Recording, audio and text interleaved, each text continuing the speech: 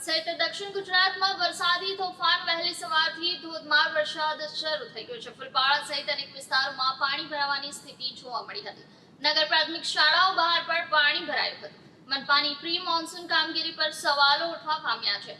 હવામાન વિભાગે orange alert જાહેર કર્યું છે। દક્ષિણ ગુજરાતમાં વરસાદે આખરે દસ્તક દીધી છે। સુરત સહિત સમગ્ર વિસ્તારમાં વહેલી સવારથી જ ધોધમાર વરસાદ શરૂ થતા જનજીવન પર અસર જોવા મળી રહી છે। હવામાન વિભાગે સુરત, નવસારી, વલસાડ સહિત દક્ષિણ ગુજરાતના જિલ્લાઓ માટે ઓરેન્જ એલર્ટ જાહેર કર્યું છે। શહેરના અનેક વિસ્તારોમાં પાણી ભરાવાની પરિસ્થિતિ સર્જાઈ છે।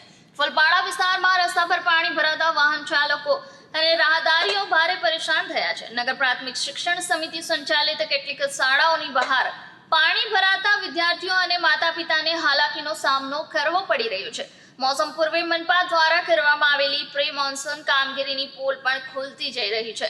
નાળા સફાઈ, ડ્રેનેજ લાઇન ચેકિંગ જેવી કામગીરીઓ માત્ર કાગળ પર રહી ગઈ હોય તેમ શહેરના અનેક વિસ્તારોમાં પાણીના ભરાવા જોવા મળી રહ્યા છે।